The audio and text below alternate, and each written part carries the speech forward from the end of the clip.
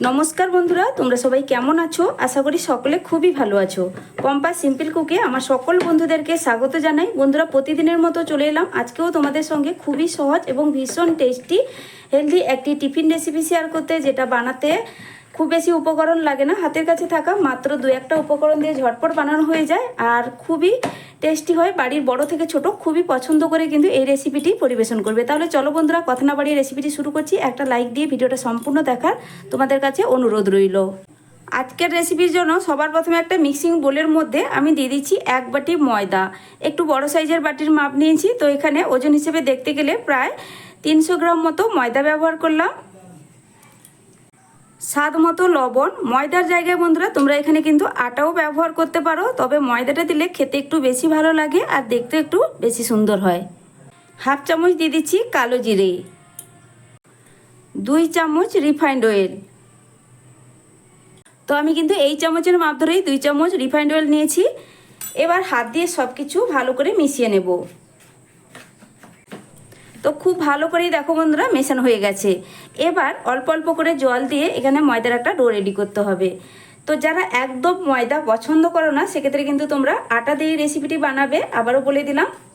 তো বন্ধুরা, আজকে যে তোমাদের সঙ্গে টিফিন রেসিপিটি শেয়ার করছি, এটা তোমরা সকালের জলখাবার, স্কুল অফিসের টিফিন, কিংবা তোমরা এটা সন্ধ্যের স্ন্যাক্স হিসেবেও কিন্তু বানিয়ে নিতে পারো। যে কোনো টাইমে কিন্তু এই রেসিপিটি একদম পারফেক্ট, খেতে কিন্তু ভীষণ ভালো হয়।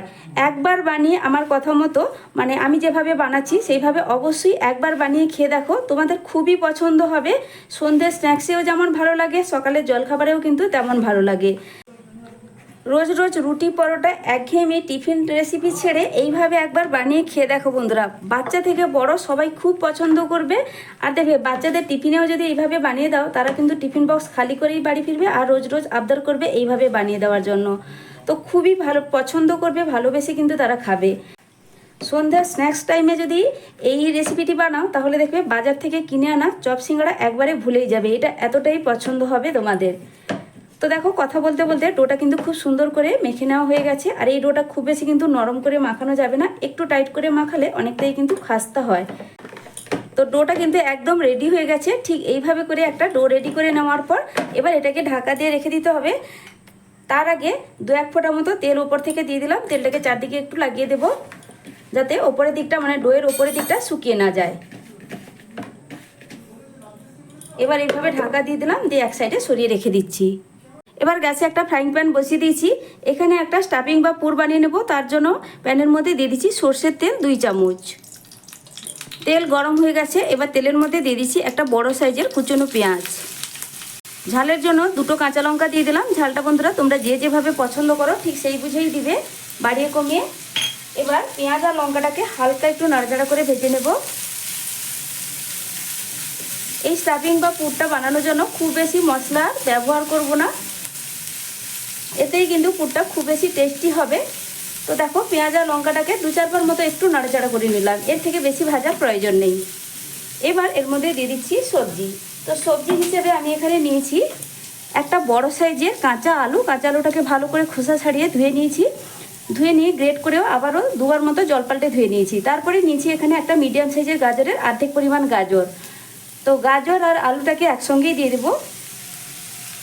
দিয়ে দিচ্ছি এবার স্বাদ মতো লবণ, সামান্য একটু হলুদের গুঁড়ো। গ্যাসের ফ্লেমটা এই অবস্থায় আমি লোতেই রেখেছি, না হলে তলা থেকে মশলাটা পুড়ে যেতে পারে। এবার দিয়ে দিচ্ছি অল্প পরিমাণ একটু ঝাল লঙ্কার গুঁড়ো। শুধুমাত্র কাঁচা লঙ্কা দিয়েও কিন্তু তোমরা এই স্টাফিংটা বানাতে পারো। এবার এই সব মশলাগুলো খুব ভালো করে সবজির সঙ্গে মিশিয়ে নিতে হবে। এবার গ্যাসের ফ্লেমটা একটু বাড়িয়ে দিয়ে সব মশলা মিশিয়ে নেব। এবার ওপর থেকে একটা ঢাকনা চাপা দিয়ে দেবো। খুব বেশিক্ষণ কিন্তু সেদ্ধ হতে সময় লাগবে না, যেহেতু একদম ছোট ছিদ্রযুক্ত গ্রেটারে সবজিগুলো গ্রেট করেছি। এখানে আমি এই 1.5 থেকে 2 মিনিট মতো ঢাকনা দিলাম। গ্যাসের ফ্লেমটা অবশ্যই আমি কিন্তু মিডিয়ামে রেখেই ঢাকনাটা দিয়েছিলাম। ঢাকনাটা তুলে দিয়ে ভালো করে আবার একটু নাড়াচাড়া করে দিচ্ছি। আর এখানে আমি ঢাকা দেব না, তো একটু দেখে নেব সবজিটা সেদ্ধ হয়েছে কিনা। সবজি এখানে সেদ্ধ হয়ে গেছে। যদি তোমাদের সবজিটা একটু সেদ্ধ হতে বাকি থাকে, তাহলে তোমরা আবারও একবার ঢাকা দিয়ে দিতে পারো।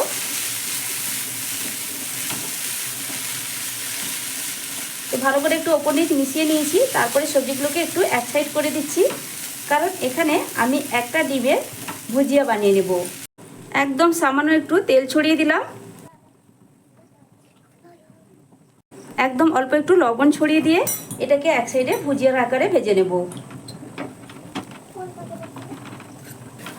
তোমরা এই ডিমের ভুজিয়া আলাদা করেও বানিয়ে নিয়ে সবজির এই পুরের সঙ্গে মিশিয়ে নিতে পারো। আর এইভাবে বানালে কি হয় বলো তো বন্ধুরা, খুবই কম সময়ের মধ্যে কিন্তু তৈরি হয়ে যায়।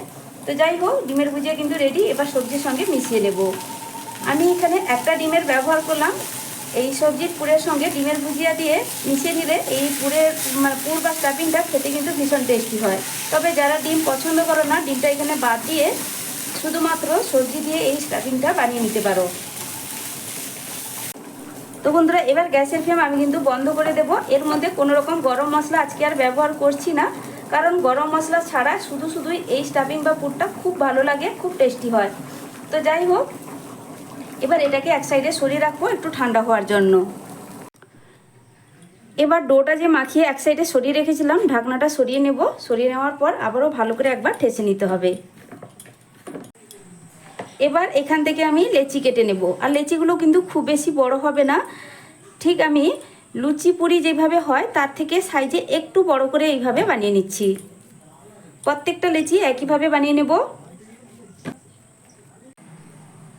এবার প্রত্যেকটা লেচি হাতের সাহায্যে একটু গোল পাকিয়ে নেব এইভাবে, যাতে বেলতে সুবিধা হয়। এবার তোমাদেরকে দু একটা টিফিন ঝটপট বানিয়ে দেখিয়ে দিচ্ছি। দেখো বন্ধুরা, বেলন পিড়ি নিয়ে নিচ্ছি আর 2-1 ফোঁটা তেল কিন্তু একটু এই বেলন পিড়ির গায়ে প্রথমে লাগিয়ে দিতে হবে। এই প্রথমেই যে তেলটা লাগিয়ে দিয়েছি, এরপরে কিন্তু কোনো রকম আর তেল ব্যবহার করার প্রয়োজন নেই। এবার এটা একটা লেচি নিয়ে বেলে নিতে হবে। একটু পাতলা করেই বেলে নেব। আমি এখানে কালো জিরে ব্যবহার করেছি। কালো জিরের জায়গায় তোমরা কিন্তু জোয়ানটাও দিতে পারো, জোয়ান দিলেও কিন্তু খুব সুন্দর একটা ফ্লেভার হয়। তো দেখো, এইভাবে বেলে নিয়েছি। বেলে নেওয়ার পর আমি যে এবার পুর বা স্টাফিংটা বানিয়ে রেখেছিলাম কিছুটা দিয়ে দেব। এবার হাতের আঙ্গুলে একটু জল নিয়ে চারদিকে একটু লাগিয়ে দিচ্ছি। আর এইভাবে জল একটু লাগিয়ে দিলে কী হবে বলো তো, এটা কিন্তু ভাজার সময় কোনোভাবেই খুলে যাবে না। তো এইভাবে লাগিয়ে দিলাম, তারপরে এটাকে ভাঁজ দিয়ে দেবো। বানানো কিন্তু খুবই সহজ। তোমরা যদি ভালো করে একটু লক্ষ্য করো, খুব সহজেই প্রথম দেখাতেই বানিয়ে নিতে পারবে। যে প্রথম দেখবে সেও কিন্তু একদম পারফেক্টভাবে বানাতে পারবে। তো এইভাবে দেখো, ভাঁজ দিয়ে দেওয়ার পর খুব ভালোভাবে এটাকে সিল করে দিলাম। তো এটাকে এবার একটা হালকা ডিজাইন দিয়ে দেবো। তো ডিজাইন তোমরা যেভাবে পছন্দের ডিজাইন জানো ঠিক সেইভাবেই দিয়ে দিবে। তো আমি যেভাবে ডিজাইনটা দিয়ে দিচ্ছি, এটা কিন্তু একদম সহজ একটা ডিজাইন। তো তোমাদের কাছ থেকে একটু দেখিয়ে দিচ্ছি। এই ডিজাইনটা তোমরা চাইলে করতে পারো। তো দেখো, একদম সাইডের কোণের অংশটা ধরে এটা ভাঁজ দিলাম। যেই কোণটা উঠে থাকছে সেটা কিন্তু আবারও এইভাবে চেপে দিতে হবে। এইভাবে এক একটা কোণ এইভাবে চেপে দিতে হবে, আবার উঠবে, এটাকে চেপে দিতে হবে। এইভাবে দেখবে সুন্দর একটা ডিজাইন তৈরি হয়ে যাবে।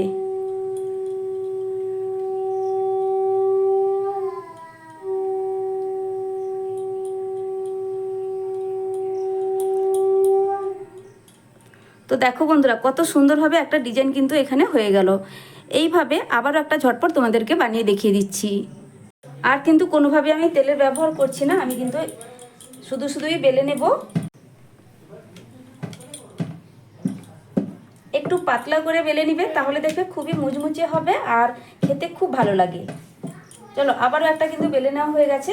কিছুটা স্টাফিং দিয়ে দিতে হবে। চারদিকে একটু জল লাগিয়ে দিচ্ছি।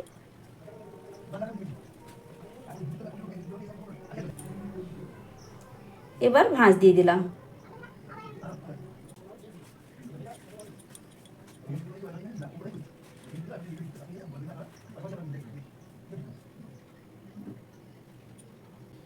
তো দেখো, আবারও একটা কিন্তু আমার বানানো হয়ে গেছে। এইভাবে বন্ধুরা সবগুলোই বানিয়ে নেব, তারপরেই ফিরে আসছি। এবার গ্যাসে একটা ফ্রাইং প্যানে কিছুটা তেল গরম হওয়ার জন্য আগে থেকেই বসিয়ে দিয়েছিলাম। তেলটা এখন মিডিয়াম গরম হয়ে গেছে। এবার একে একে বানিয়ে রাখা টিফিন বা স্ন্যাক্স, তোমরা যাই বলো, তো বলেছি আগে, যেহেতু সন্ধ্যের সময় তোমরা এটা বানাতে পারো, স্ন্যাক্স হিসেবে বানাতে পারো, খেতে খুবই ভালো হয়। তো আমি কিন্তু এটা ব্রেকফাস্ট হিসেবেই বানাচ্ছি। তো দেখো, কয়েকটা কিন্তু তেলের মধ্যে আমি ছেড়ে দেবো।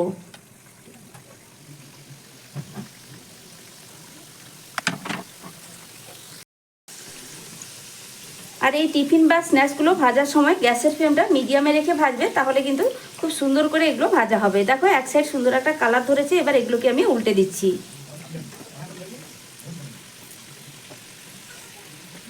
এগুলোকে কিন্তু আমি খুব বেশি ডোবা তেলে ভাজছি না, কম তেলের ব্যবহার করেছি। তোমরা চাইলে এগুলো ডোবা তেলেও ভাজতে পারো। তো আবারও দেখো এগুলোকে উল্টে দিচ্ছি। দুই দিক কিন্তু সুন্দর কালার হয়ে গেছে, খুব বেশি কিন্তু এগুলো লাল লাল করে ভাজার প্রয়োজন নেই।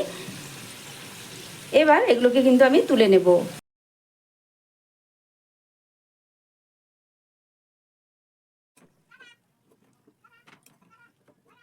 তো বন্ধুরা আমার টিফিন বা স্ন্যাক্স রেসিপিটি একদম রেডি। তো বন্ধুরা দেখো দেখতে কতটা লোভনীয় লাগছে, দেখতেও যেমন সুন্দর, এগুলো খেতেও ভীষণ টেস্টি হয়। ওপরের দিকটা কিন্তু হালকা মুচমুচে। তো আমি একটা ভেঙেও দেখাচ্ছি, শব্দটা শুনে নিশ্চয়ই বুঝতেই পারছো। আর ভেতরের দিকে পুড়ে ঠাসা। এই টিফিন রেসিপিটি খেতে এতটাই ভালো লাগে যে অবশ্যই বাড়িতে বানিয়ে খেয়ে দেখার অনুরোধ রইল। আর আমি নিয়েছি টমেটো সস, টমেটো সসের সঙ্গেও খেতে ভীষণ ভালো লাগে, কিংবা শুধু মুখেও কিন্তু খেতে খুবই ভালো লাগে। বাচ্চাদের টিফিনে অবশ্যই দিয়ে দেখো বন্ধুরা, বাচ্চারা খুব পছন্দ করে এনজয় করে খাবে। তাহলে আমার রেসিপি ভালো লাগলে লাইক শেয়ার সাবস্ক্রাইব করে আমার পাশে থাকবে। নতুন বন্ধুরা রেসিপি কেমন লাগলো অবশ্যই কমেন্ট করে জানাবে।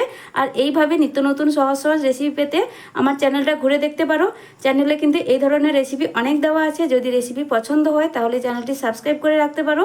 সাবস্ক্রাইব করলে পাশে থাকা বেল আইকনটা প্রেস করে রাখবে, নতুন ভিডিও ছাড়ার সাথে সাথেই নোটিফিকেশান তোমাদের কাছে পৌঁছে যাবে। তো বন্ধুরা আজকের মতো আসছি, তাহলে ফিরে আসবো নতুন এক রেসিপি নিয়ে। সকলে ভালো থেকো, সুস্থ থেকো, টাটা।